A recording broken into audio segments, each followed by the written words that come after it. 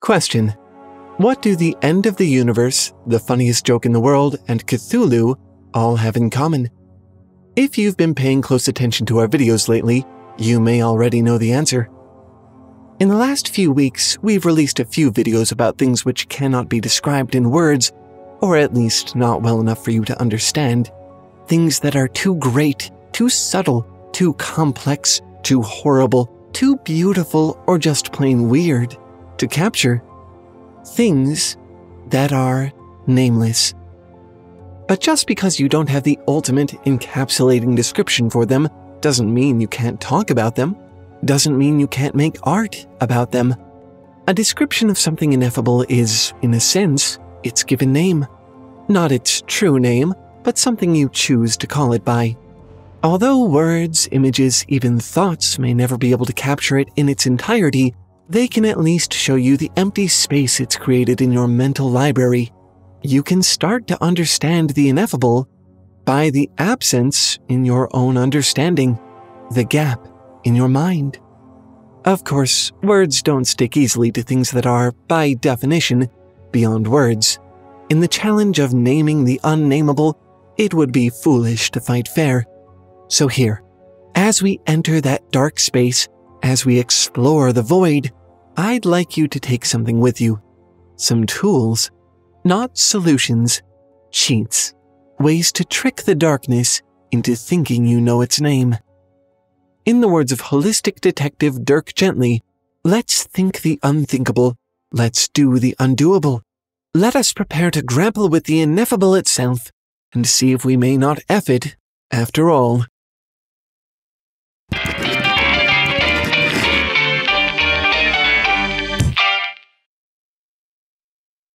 Did you know that we make more than YouTube videos? It's true. We actually have an entire second Tale Foundry show called Worldsmiths. We talk a lot about art on this channel, but Worldsmiths is where we peel back the pages and enter the worlds of the artists themselves. Their influences, their methods, their lives. We've covered artists like Junji Ito, Clive Barker, and we even have plans to cover H.P. Lovecraft himself soon. You can watch Worldsmiths and a bunch of other videos we haven't uploaded here over on our streaming platform, Nebula. Sign up for the Curiosity Stream Nebula bundle deal for just $14.79 a year, that's less than $125 a month, and get more Tale Foundry than you've ever had before. Visit curiositystream.com/TaleFoundry and use code TaleFoundry to get started.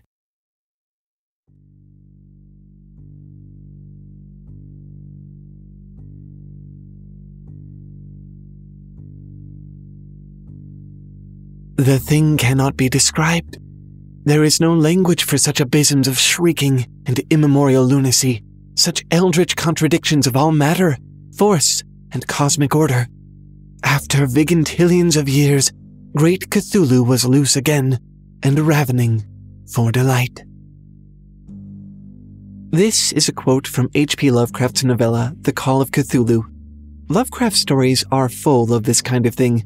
If I had a tentacle for every character he created solely for the purpose of ranting to feverish, poetic excess about how profoundly they cannot communicate what they've experienced, I'd be an eldritch horror myself.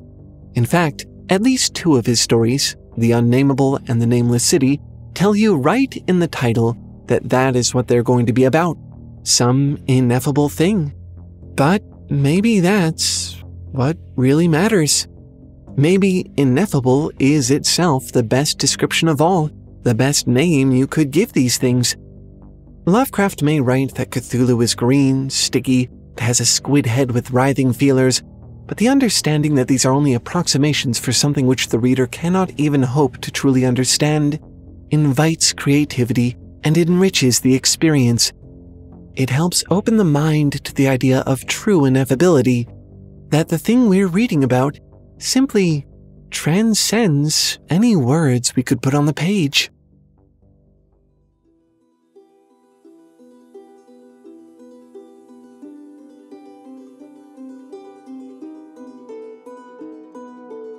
My eyes became riveted to the open page, and with a cry of terror, or perhaps it was of joy so poignant that I suffered in every nerve, I read it, and reread it, and wept, and laughed, and trembled with a horror which at times assails me yet. This is a quote from the short story collection The King in Yellow by Robert W. Chambers. It is not, however, a quote from the titular play, The King in Yellow. In the story, the play is a piece of literature which drives anyone who reads it to madness. We only get to see a few spare lines from it, not enough to drive us mad, but certainly enough to make us wonder whether such a thing is possible. In the 1971 Monty Python comedy sketch, The Funniest Joke in the World, a writer pens a joke so funny that anyone who hears it dies from laughter. In fact, it's so funny that he himself drops dead within moments of conceiving it. We never actually get to hear a word of it, but we get to watch as it spreads and as countries quickly mobilize it as a weapon of war, making their enemies laugh themselves into the grave. You might think of it as a cop-out that the play and the joke are both left vague, but the truth is that they are ineffable. They cannot be expressed in words because they cannot exist. No arrangement of the 26 letters of the English language can produce such extreme, consistent reactions. It's an impossibility. But when we see the characters reacting as if it were possible, we have to wonder, what is the play about? What was this joke's punchline? Like an invisible black hole, we can infer the properties of the ineffable from the way that the surrounding matter interacts with it. Perhaps we cannot say what it is, but we can say what is around it, what it causes. Not an act of description, but one of circumscription.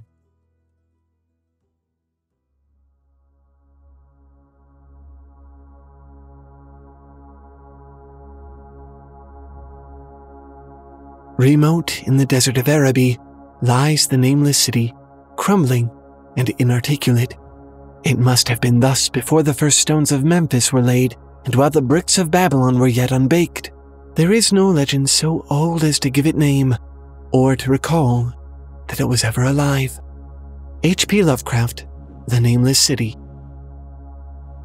When you want to show how powerful a villain is, you make his weakest henchman beat up the hero without breaking a sweat. If even the minions are this strong, how unspeakably powerful must their leader be? When Lovecraft wanted to express the unspeakable antiquity of the Nameless City, he told us that it had been thus before Memphis and Babylon were born. Later on, he calls it that place too old for Egypt and Meroe to remember. The city is so uncannibly, unutterably old as to render it inhuman. It predates mankind entirely, stretching backward through prehistory to a time inconceivable by anyone alive today. The ruins of ancient Egypt and Meroe provide a magnifying lens for the ineffable. In his novel Hitchhiker's Guide to the Galaxy, Douglas Adams uses a similar approach to write about the concept of infinity. Infinity, bigger than the biggest thing ever, and then some. Much bigger than that, in fact, really amazingly immense.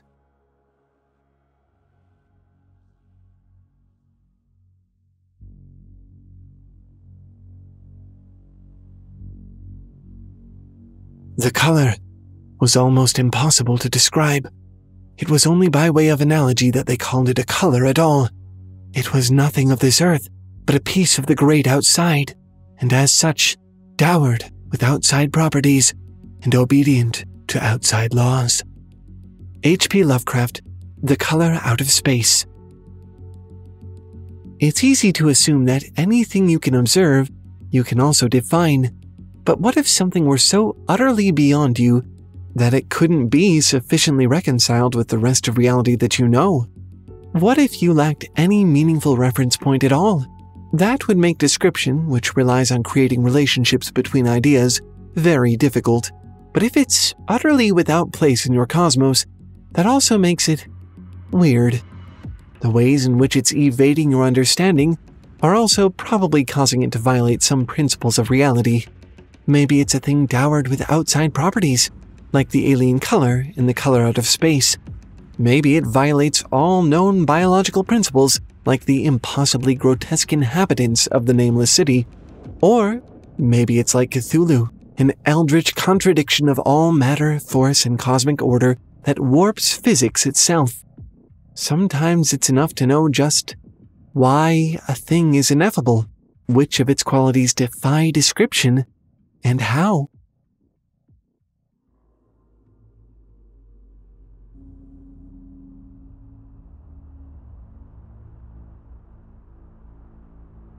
To convey any idea of these monstrosities is impossible. To nothing can such things be well compared. In one flash I thought of comparisons as varied as the cat, the bulldog, the mythic satyr, and the human being. H.P. Lovecraft, The Nameless City. Deep in an ancient temple, Lovecraft's explorer stumbles across a hall of mummified figures, indescribably grotesque in appearance. Still, he tries his best to make us understand. In trying to convey the ineffable, it's easy to find yourself attempting to compare and contrast in the same breath, stumbling over yourself in the process. The narrator compares the creatures to cats, bulldogs, satyrs, and humans, and at the same time tells us that they aren't any of these things, nor can they be visualized as a simple conglomeration of them. In fact, if you tried to take that very literally, tried to imagine a sort of turducken of these different creatures, I think that might actually undermine the effect. It's meant to be liminal, snapping your mind from image to image in rapid succession. You're meant not quite to be able to pin it down. This effect can be hard to visualize, so let me help you. Did you know that by crossing their eyes, some people can see the impossible ephemeral color red-green? It's true. Although I couldn't show you, it's a simultaneous combination of stimuli that the brain simply interprets in a strange way. Similarly, a combination of analogies wrapped into the same description can create an impression of the ineffable, an image so mercurial that you can't effectively hold it in your mind, even as you experience it.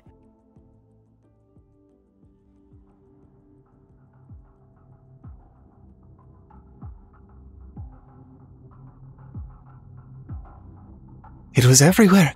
A gelatin, a slime. Yet it had shapes, 1,000 shapes of horror beyond all memory. There were eyes, and a blemish. Carter. It was the unnameable.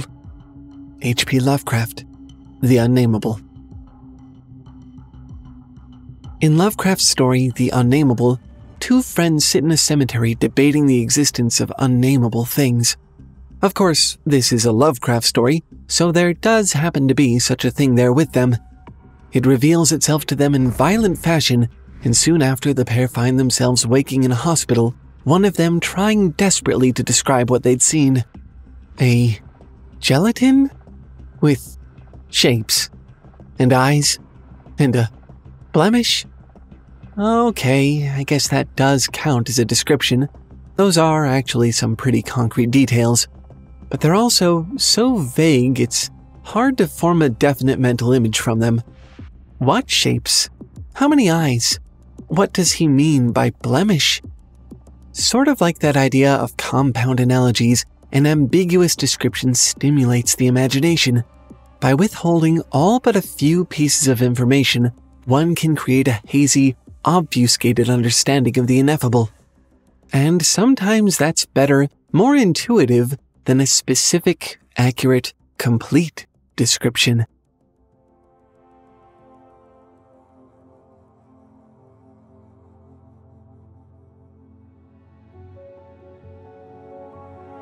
At that moment, the bottom fell out of Arthur's mind. His eyes turned inside out. His feet began to leak out of the top of his head. The room folded flat around him, spun around, shifted out of existence, and left him sliding into his own navel. The Hitchhiker's Guide to the Galaxy, Douglas Adams. Arthur Dent has just undergone the experience of jumping into hyperspace, a sort of science fiction-y parallel reality that allows for faster-than-light travel by distorting our three-dimensional space. It's a fun idea, as we all know, used prolifically throughout the genre, but it's also kind of impossible to explain. How do you describe something that exists outside the bounds of observable reality? What do things look like beyond 3 dimensions? Will humans ever be able to perceive that kind of space? Or just theorize about it? The mystifying transformation Arthur experiences, what happens to his eyes, the room, his navel, isn't literal. They're not really physical descriptions. It's all just baffling nonsense. But sometimes, when speaking of something which transcends all comprehension, maybe nonsense is the right description.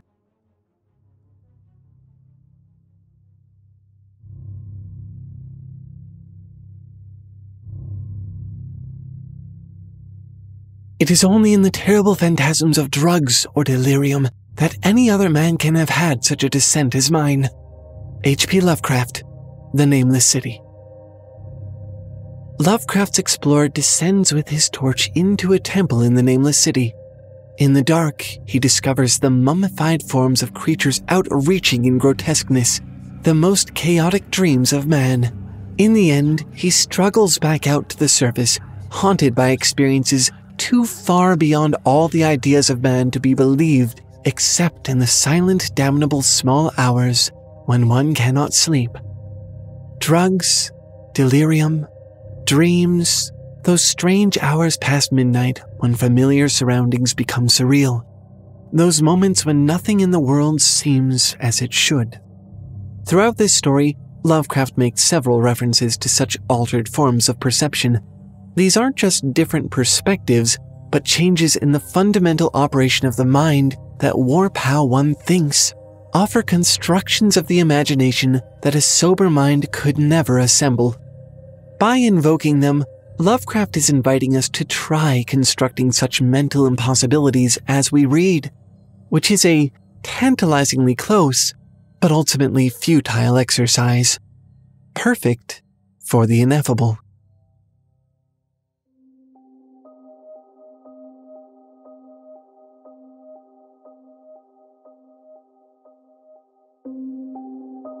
It wasn't a question of deceit, just the opposite.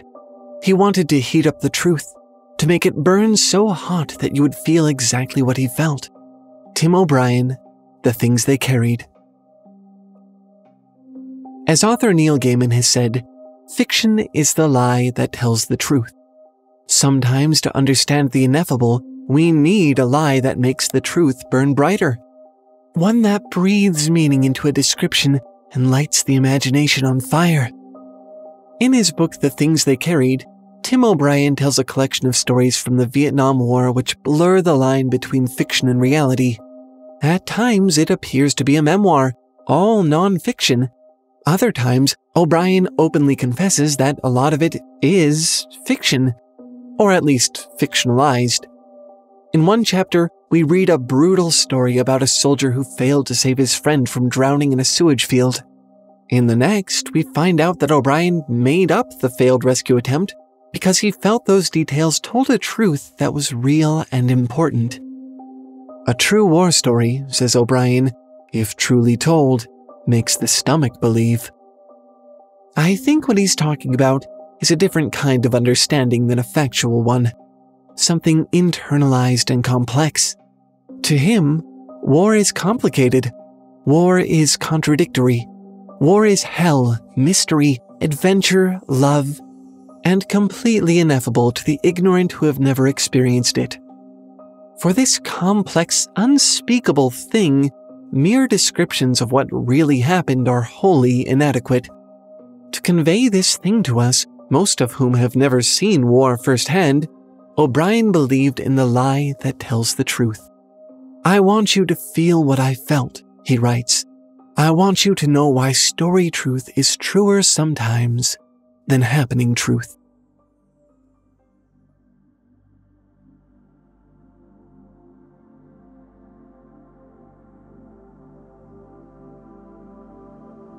He opened the door to the box and stepped in.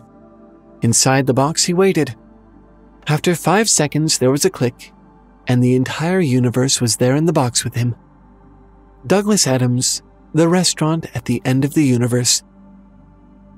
The total perspective vortex is a contraption that annihilates a person's mind by showing them the whole infinity of creation and themselves in relation to it. Over the course of a few pages, the story ramps up to the moment the character Zaphod Beeblebrock steps into it. We get that line I just read you, then a long, humorous aside about how the device was invented, and then we snap back into the moment with the simple continuation. The door of the vortex swung open. And that's it. There's no description of what it's actually like to experience the whole infinity of creation. All this build-up and nothing. But somehow, when I read this for the first time, I wasn't let down. I think that from the moment the vortex was introduced, I felt the story had made a promise to me to reveal something about the ineffable, something that I would understand, or at least be able to see. But the promise had never been about understanding the scale of the universe. It had been about understanding the truth. And the truth is that some things are just too great for the pen to write, too grand for the imagination to contain. By skipping any description, I felt in this absurd, light-hearted sci-fi comedy a moment of beautiful honesty. Instead of analogies, approximations, or abstract poetic waxings, the lack of a description was a frank acceptance that, when it comes to the scale of the entire universe, you simply don't get to understand. You can't understand. You can't even understand what you can't understand. And that is what you need to understand. That is the truth a simple omission has the power to convey. In another of Douglas's works, The Restaurant at the End of the Universe, there's a really incredible scene where a gang of characters have made it to the restaurant at the end of the universe, and there a crowd waits with great fanfare and anticipation for the ultimate cosmic event, the true end of everything. In the middle of a momentous speech that a character is about to deliver, the narrator of the story breaks in to say, quite directly, "And so the universe ended." The end of the universe, the funniest joke in the world, Cthulhu. All perfectly ineffable. But hey, that doesn't mean you can't try to F them anyway. You know, there's usually about a week between each Tale Foundry upload, but you really don't have to wait that long if you don't want to. Our next video is already out and waiting to be watched over on Nebula. We've got a bunch of stuff over there that will never come out here on YouTube too, like this video on the design of angels, or this one about an epic fantasy setting where the world itself has gigantic geographic genitalia. Actually, we make an entire second Tale Foundry show over there called Worldsmiths. We tend to focus more on the art than the artist here on Tale Foundry. This show is really about encouraging you to go and make your own art, take the ideas and techniques of great artists and find new things to do with them. But Worldsmiths is where we peel back the pages and enter the world of the artist behind the art, see how and why they do the things that they do. You'll be surprised how much you learn about yourself in the process. We've already done videos on Junji Ito and Clive Barker, and we've got plans to cover plenty of other authors and artists too, like Terry Pratchett, Neil Gaiman, Ursula K. Le Guin, H.P. Lovecraft, and so much more. You can watch all of it over on our streaming platform, Nebula. If you're not familiar, Nebula is just a paradise for video creators. YouTube is kind of a crazy place to make content. Don't get me wrong, I'm happy to have this platform, but you have to be so careful about your topic choices, your packaging, what you include in your videos. You just start to feel like you're walking on eggshells. Nebula doesn't have any of those concerns. Nebula really takes care of its creators, making sure we all have the love and support we need to make what we really want to make. It's honestly so nice, because sometimes you just get tired of all the fuss. Sometimes you just want to be an artist, and Nebula lets us do that. And here's the really fun part, you can get Nebula for cheaper than almost any other streaming platform on the internet. Like less than $125 per month. That cheap. We want you to have access to Worldsmiths and all our other Nebula content, so we teamed up with another streaming platform called CuriosityStream, who will give you a whole year of Nebula for free when you sign up with them. So basically, 2 streaming services and an entire second Tale Foundry show, Worldsmiths, for less than $125 a month. And I cannot say enough about how much I love CuriosityStream as its own platform. Quality documentaries are hard to find, but quality documentaries about the things I care about? Myths and monsters, literature, the madness of creative minds?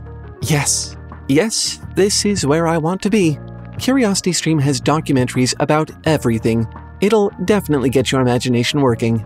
So, here's how to see our new show Worldsmiths, including the new episode about Clive Barker, all of Nebula, and all of CuriosityStream for less than $1.25 per month.